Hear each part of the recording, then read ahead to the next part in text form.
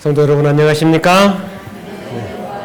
행복한 안식일입니다. 참 바쁜 시기에 우리 모두가 또 하나님께 예배하기 위하여 이렇게 주의 전을 찾아오신 여러분들을 진정으로 환영하고 또 하나님께서 주시는 축복과 은혜가 이 시간 넘치게 되기를 간절히 기도합니다. 올해 목포중학교의 목표가 뭔지 아십니까? 비전 2016 뭘까요? 예? 앞에 크게 적어놨는데 예, 비전 2016 같이 한번 크게 하나님의 은혜로 시작. 하나님의 은혜로 행복한 교회, 하나님의 사랑으로 하나 되는 성도 이렇게 했습니다. 이 일을 위해서 우리가 기도하고 계십니까? 기도 안 하시고 계시나 봐요. 우리 기도 좀 많이 해주시기를 부탁드리겠습니다. 우리가 행복해야 합니다. 우리가 하나 되어야 이 교회가 부흥할 수 있고 또 우리가 정말 하나님의 은혜를 누릴 수 있게 됩니다. 이 일이 쉬운 일일까요? 어려운 일일까요? 네.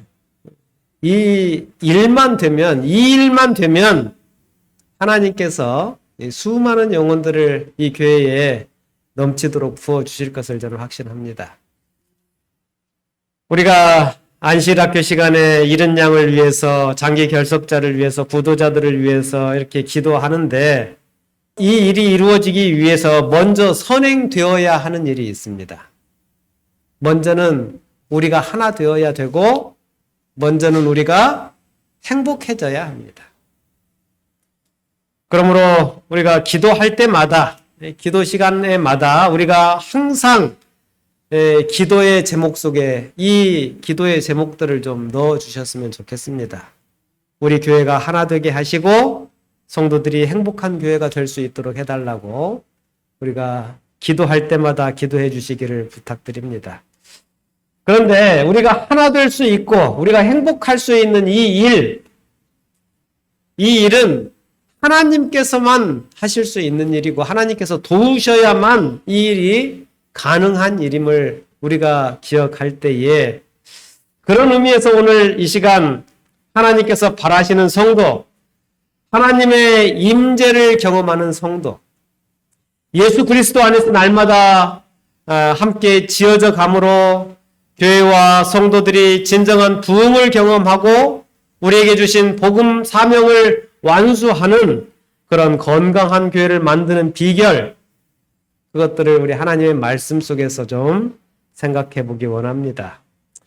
우리 교회를 구성하는 성도들의 삶이 어떠해야 하는지 이 시간 생각하고 먼저 하나님의 말씀 두 곳을 먼저 살피도록 하겠습니다. 데살로니가전서 2장 8절 말씀과 요한일서 4장 16절 두 절을 이어서 읽겠습니다. 우리가 이같이 너희를 사모하여 하나님의 복음으로만 아니라 우리의 목숨까지 너희에게 주기를 즐겨함은 너희가 우리의 사랑하는 자 됨이니라. 하나님이 우리를 사랑하시는 사랑을 우리가 알고 믿었노니 하나님은 사랑이시라. 사랑 안에 거하는 자는 하나님 안에 거하고 하나님도 그 안에 거하시느니라. 네, 감사합니다. 미국의 어느 지역을 여행하고 있는 여행객 중에 예배를 드리기 위해서 이제 교회를 찾고 있었습니다. 여러분도 가능하면 안식일에는 출타하지 않으셔야 되겠지만 마지못하여 어쩔 수 없이 안식일에 타 지역으로 이렇게 출타하게 되면 교회를 찾아가시죠? 예.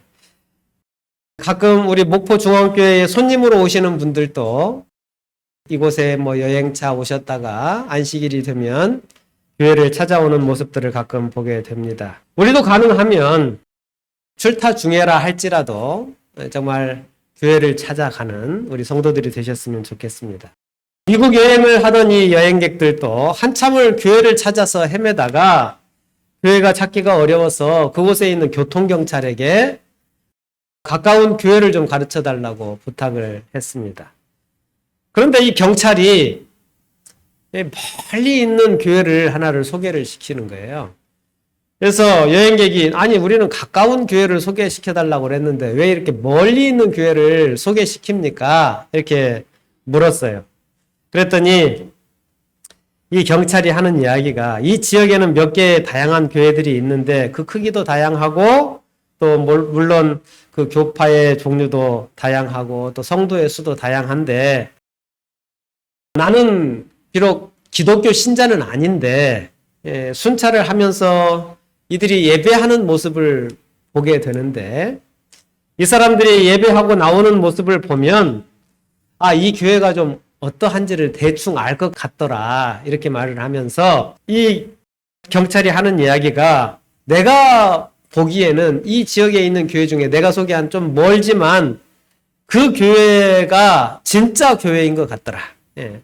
그 교회에서 예배드리고 나오는 성도들의 표정이 너무나도 밝고 정말 서로 사랑하는 그런 모습들 그리고 그들이 살아가는 모습들을 내가 보게 되는데 정말 그들의 삶 속에서 정말 다른 사람들을 받들고 봉사하는 그러한 삶을 살아가는 그들의 모습을 내가 보게 되는데 누군가 교회를 물으면 나는 꼭 그 교회를 소개하고 내가 혹 나중에 은퇴한 이후에 교회를 가게 된다 하더라도 그 교회에 한번 출석해 보고 싶은 마음이 있다. 이렇게 이야기를 했다는 것입니다.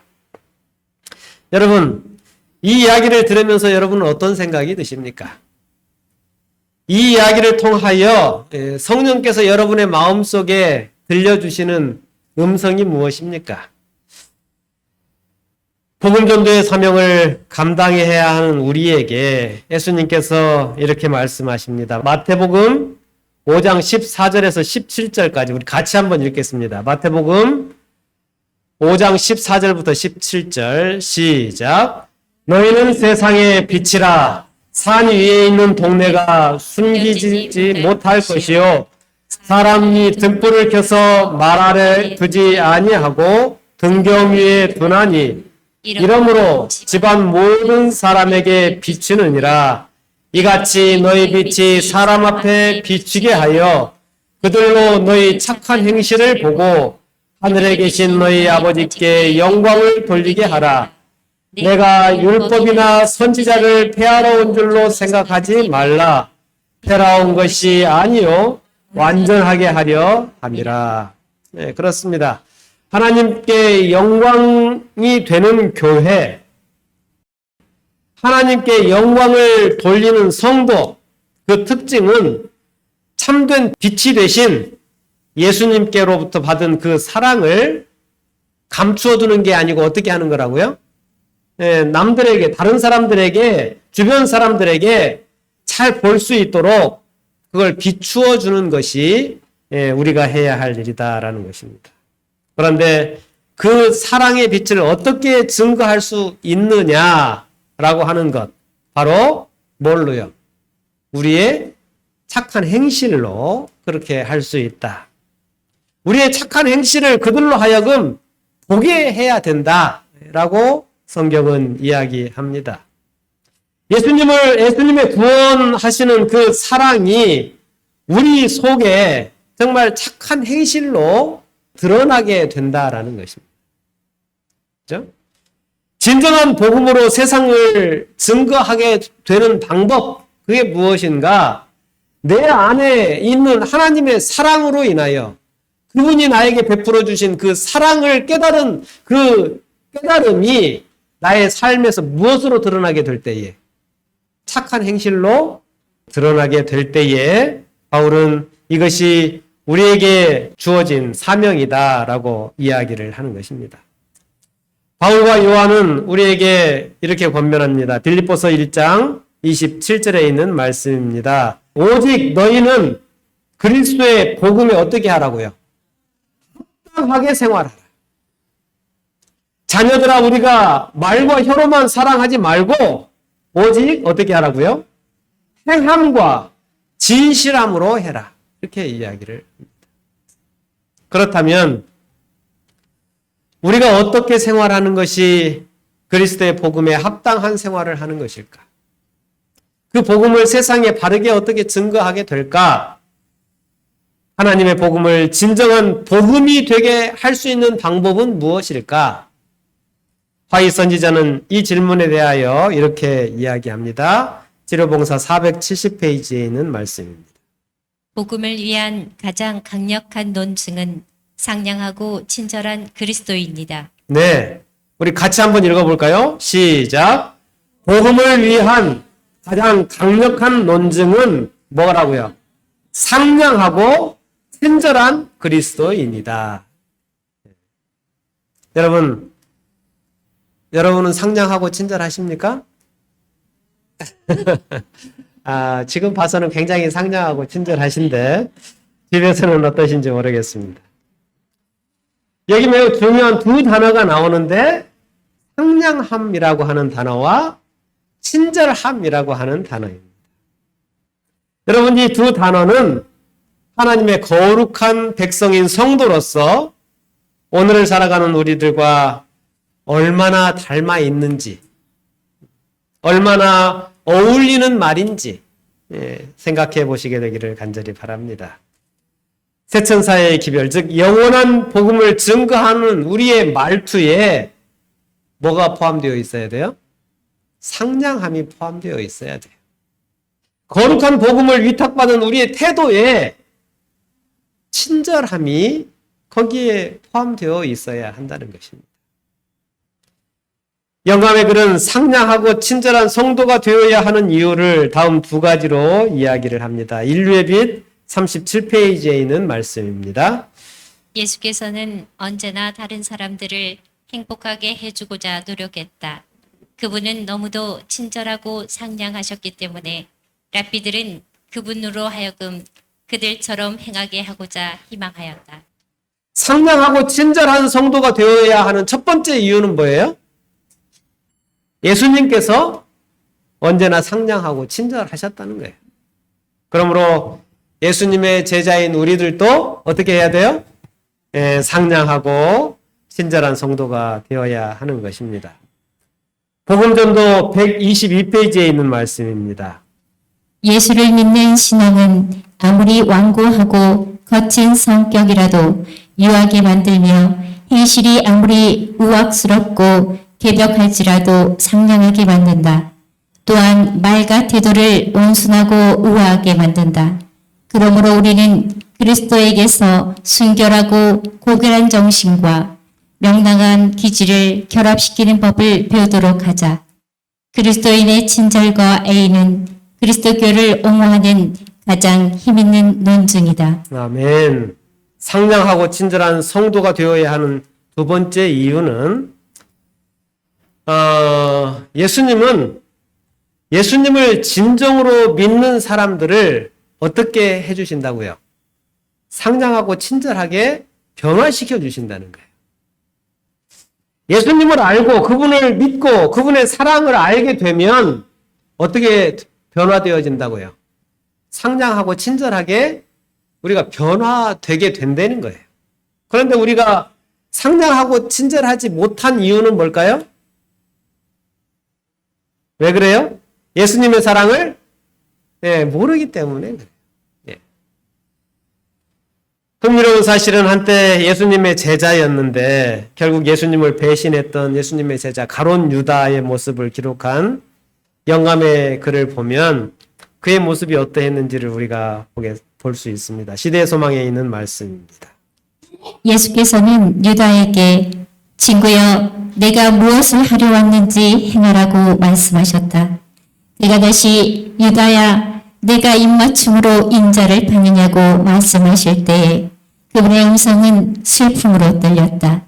그 호소는 반역자의 양심을 일깨웠을 것이며 그의 완고한 마음을 감동시켰을 것이나 그는 영티와 성실과 인간적인 친절을 이미 저버렸다. 그는 상냥해질 의향이 없음을 보이며 방향무인하게도 버티어 섰다. 그는 자신을 사단에게 내어주었기 때문에 사단을 대항할 아무런 능력도 없었던 것이다. 예수께서는 반역자의 입맞춤을 거절하지 않으셨다. 네, 이 말씀은 저에게 매우 큰 깨달음을 주는 말씀입니다. 우리의 태도가 염치가 없고 성실하지 못하고 또 친절을 저버리는 태도를 갖는 이유는 예수님께서 우리를 회개하도록 부르시는 그 떨리는 감동의 호소를 모아했기 때문에 저버렸기 때문이다 라고 이야기를 합니다. 여러분, 유다가 가졌던 그 특권이 보통 특권입니까? 네, 하나님의 아들인 예수님과 한 밥상에서 밥을 먹고 함께 잠을 자고 함께 일을 하고 예수님의 말씀을 가장 가까운 곳에서 들었던 유다. 네, 동상이몽이라는 말 아시죠? 같은 밥상에서 밥을 먹는데 뭐예요? 네, 딴 데 생각이 있는 거예요. 딴 데. 한 이불에서 같이 이불을 덮고 잠을 자는데 추구하는 가치가 다른 거예요. 유다는 예수님의 제자 중에서도 가장 똑똑한 제자 중에 속했습니다. 총명하고 가능성 많은 제자였어요. 그럼 그가 자신의 선생님을 팔고 멸망받는 그런 자의 대명사가 되었다라고 하는 것은 이건 정말 불가능한 일이었던 것입니다. 그런 그가 예수님을 배반했어요. 그런 그가 멸망당하는 자의 대명사가 된 것입니다. 그런데 유다를 생각할 때에 저는 이 재림교회가 생각이 나요. 여러분은 하나님의 남은 백성이라고 자부하며 살아가십니다. 재림교회는 남은 무리이고 남은 무리의 일원이 되어서 하나님의 마음을 가장 잘 이해하고 그분의 뜻에 가장 가까이 가 있는 하나님의 백성의 가장 갖추어야 할 조건에 대하여 가장 잘 알고 있는 그러한 사람들이라고 우리는 자부합니다. 이것이 우리에게 주어진 엄청난 특권이고 기회이며 정말 우리에게 주신 사명임을 우리는 알고 있습니다. 그런 재림교인들이 구원을 받지 못하게 된다면 유다와 마찬가지로 세상에서 가장 억울한, 가장 불쌍한 그러한 사람이 아니겠습니까? 여러분, 유다가 된 이유는 예수님의 눈물이 어린 호소를 귀 막고 눈 감아 버렸기 때문인 것입니다. 여러분, 부디 바라기는 예수님께서 여러분들을 향하여 회개를 호소하실 때에 그분의 떨리는 그 감동적인 호소를 저버리지 마시고 주님께로 돌아오는 주님의 귀한 자녀들이 되시기를 간절히 바랍니다. 유다는 성령의 음성을 거절하고 자신을 사단에게 내어주게 되자 그의 태도는 이전과는 완전히 다른 어떤 태도를 가졌어요? 여기 선지자의 표현대로 하면 방약, 무인했다는 것입니다. 자신이 그렇게 믿고 따르던 예수님을 방향 무인한 태도로 대했다는 거예요. 그런데 그러한 태도를 가진 유다가 예수님께 어떻게 해요? 입을 맞추려고 하는 거예요. 여러분 같았으면 어떻게 하시겠어요? 뺨을 한 물려 붙이면 어떨까요? 참, 그런데 예수님께서는 그러한 유다의 입맞춤을 거절하지 않으셨다라고 이야기를 해요. 그게 예수님의 어떠한 태도예요? 친절한 태도예요. 자기를 팔아넘기는 그 제자의 입맞춤을 거절하지 않는 친절. 상냥하고 친절한 그리스도인의 모습이 되어야 함을 우리 예수님께서 그 순간에도 보여주신 것입니다. 우리가 예수님을 믿는 사람으로서 세상에 증거될 수 있는 비결은 무엇인가? 예수님의 그러한 태도를 우리가 갖게 될 때에 우리가 세상 속에서 가장 강력하게 예수님을 증거하는 논증이 된다라고 선지자는 이야기하고 있는 것입니다. 여러분, 똑같은 말도 어다르고 아다른 말이 있죠. 어하고 아가 무슨 차이예요? 점을 어디다 찍느냐의 차이잖아요. 우리가 어떤 말을 할 때에 우리의 말투가, 우리의 표정이, 우리의 태도가 어떠한지 한번 스스로 생각해 보시게 되기를 바랍니다. 똑같은 말을 해도 그 말투와 표정과 태도에 따라서 완전히 다른 그러한 이야기를 전달하게 되는 것입니다. 우리가 전하는 그리스도의 사랑의 복음이 어떻게 증거되고 있습니까? 우리의 말투와 표정과 태도가 더욱더 상냥하고 친절한 모습으로 변화되어서 그 사랑의 복음이 더욱 따뜻하고 바르게 증거되었으면 좋겠습니다. 통명스러운 성도. 이게 말이 되는 말이에요? 퉁명스럽다는 말과 성도라는 말이 어울리는 말 같습니까? 어울리지 않는 말이에요. 무례한 성도. 이것도 말이 안 되죠. 그죠? 불친절한 성도. 이것도 말이 안 되는 거예요. 여러분, 내 마음의 태도가 정말 어떠한지, 우리의 생각이 어떠한지, 우리의 배려가 어떠한지 한번 우리의 삶을 돌아보는 시간이 되었으면 좋겠습니다. 이러한 모습들은 예수님의 십자가에서 나타난 그 아름다운 사랑의 복음을 증거하기에 너무나 부족한 모습들인 것입니다. 평소 삶이 그냥 무늬만 성도인 성도들이 있습니다.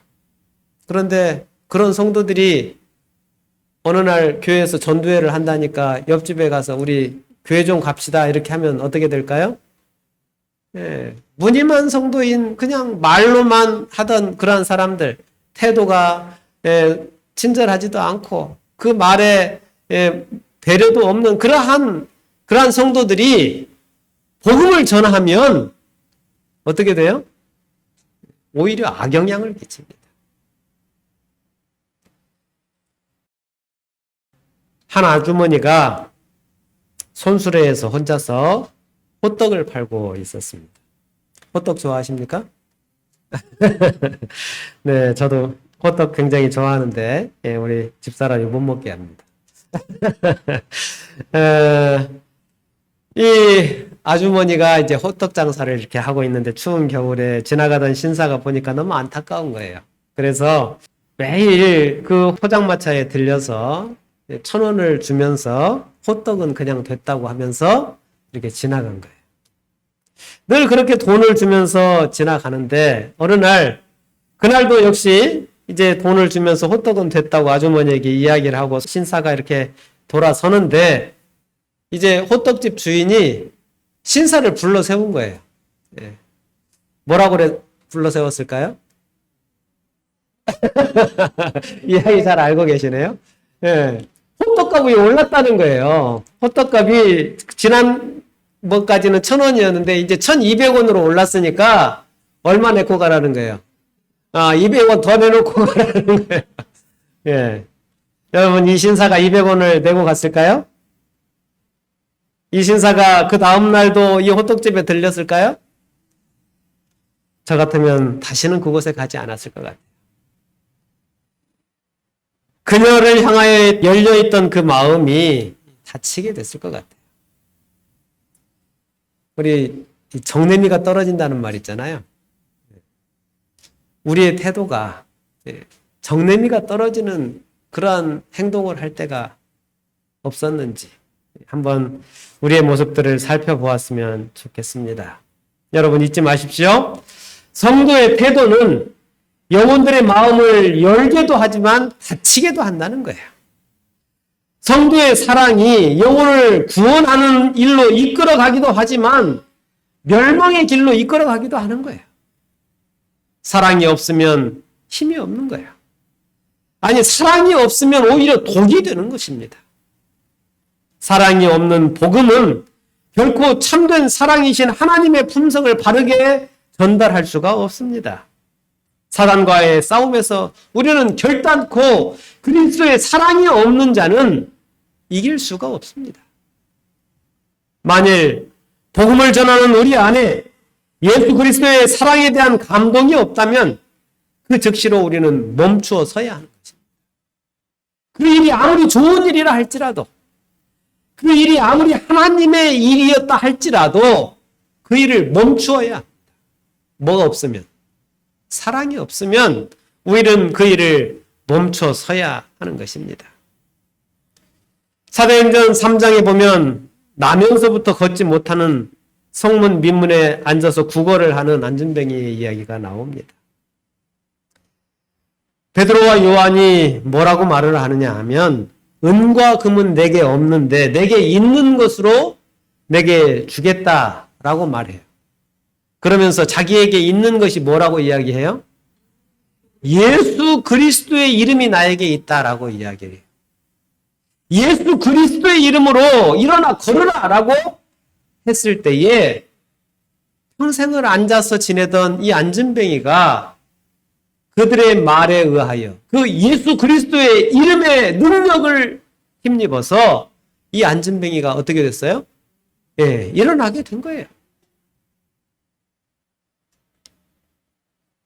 예수님의 수제자였던 베드로 그리고 요한, 이들은 어떤 사람들이었습니까? 예수님을 배신하고 예수님이 십자가에 달려 돌아가실 때 도망쳤던 그런 사람들이에요. 그런데 그들의 예수님의 그 사랑을 깨닫게 되었을 때에 예수님이 다시 부활하셔서 베드로에게 네가 나를 사랑하느냐라고 이야기하여서 정말 그 사랑을 다시 회복하게 되었을 때에 그들이 행했던 그 능력은 정말 실로 놀라운 일이었던 것입니다. 여러분, 혹 우리에게 은과 금은 없을지 몰라요. 그러나 우리에게 있어야 할 것이 있는데 그건 뭘까요? 예수 그리스도의 이름입니다. 예수 그리스도의 이름으로 일어나 걸으라고 말할 수 있는 우리 목포 중학교의 성도들이 되시기를 간절히 바랍니다. 우리의 아들이라고 별명을 가졌던 요한, 정말 그가 사랑의 사도로 변화됩니다. 그죠? 여러분, 이것이 복음의 능력인 것입니다. 우리도 변화될 수 있을까요? 네, 요한도 변화됐어요. 우리의 아들도 사랑의 사도로 변화되었다면 우리도 변화될 수 있는 거예요. 사람은 안 변한다고 믿고 있는 사람들이 있어요. 그러나 그것은 하나님을 모르는 사람들의 이야기예요. 하나님의 사랑을 깨닫게 되면 사람은 변합니다. 그걸 믿으셔야 돼요. 그러므로 우리도 그 복음이, 그 십자가의 사랑이 우리를 상냥하게, 친절하게 만들 수 있다는 사실을 깨닫고 우리의 삶 속에 그것을 위하여 기도하는 성도들이 되시기를 바랍니다. 먼저 주님 곁에 오래 머무는 성도들이 되시기를 바랍니다. 그분의 생애와 그분의 사랑과 그분의 희생을 더 깊이 묵상하고 연구하는 성도들이 되시기를 바랍니다.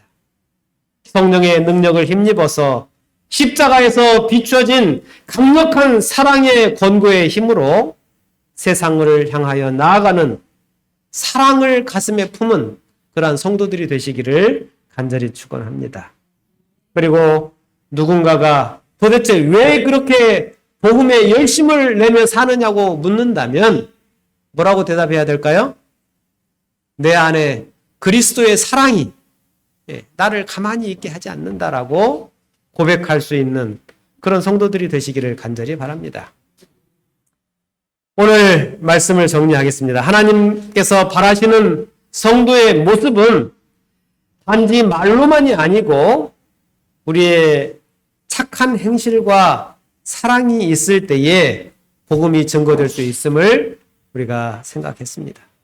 그리고 그 복음의 증거를 가장 강력하게 만들어주는 그 능력은 착한 행실, 그 특징이 우리에게 있을 때에 그 우리의 입술에서 나오는 복음이 가장 강력해질 수 있다라고 하는 사실을 우리가 함께 생각했습니다. 그것은 예수 그리스도께서 이 땅에서 천국 복음을 가르칠 때 가지셨던 예수님의 특징이었고, 이것이 우리가 닮아야 하는 예수님의 모습임을 우리가 다시 한번 확인했습니다. 저는 이 시간 마지막으로 우리의 이 모나고 거친 성품이 어떻게 그리스도의 복음을 증거하기에 합당하게 변화될 수 있는지, 그 비결을 요한의 변화된 생애를 기록한 영감의 말씀을 함께 읽으면서 이 말씀을 마치도록 하겠습니다. 사도행적에 있는 말씀입니다. 사도행적 558페이지, 559페이지까지 있는 말씀입니다. 요한의 생애 가운데 나타난 것 같은 품성의 변화는 항상 그리스도와 교제한 결과이다. 개인의 품성에 현저한 결정들이 있을 수 있으나 그가 참된 그리스도의 제자가 될 때에 거룩한 은혜의 능력은 그를 변화시키고 성화시킨다. 거울을 보는 것처럼 주의 영광을 바라보므로 그는 영광에서 영광으로 변화하여 마침내 그가 사모하던 그분과 같아진다. 요한은 성화의 교사였고 그는 교회에 보내는 그의 편지 속에 그리스도인들의 행동에 대한 그릇됨이 없는 법칙을 제시했다. 그는 다음과 같이 편지하였다. 주를 향하여 이 소망을 가진 자마다 그의 깨끗하심과 같이 자기를 깨끗하게 하느니라. 그의 안에 산다고 하는 자는 그가 행하시는 대로 자기도 행할지니라. 요한은 그리스도인은 마음과 생애가 순결해야 한다고 가르쳤다. 그리스도인은 공헌만으로 만족해서는 결코 안 된다. 하나님께서 당신의 영역에서 거룩하신 것처럼 범죄한 인류도 그리스도께 대한 신앙을 통하여 그들의 영역에서 거룩하여야 한다. 네, 여기 마지막 말씀만 우리 한번 같이 목소리를 합해서 읽어보도록 하겠습니다. 그리스도인은 시작. 그리스도인은 공허한 공헌만으로 만족해서는 결코 안 된다. 하나님께서 당신의 영역에서 거룩하신 것처럼 범죄한 인류도 그리스도께 대한 신앙을 통하여 그들의 영역에서 거룩하여야 한다. 여러분, 우리도 요한처럼 항상 그리스도와 교제하심으로 품성의 변화를 경험하는 우리 사랑의 성도들이 되시기를 간절히 바랍니다.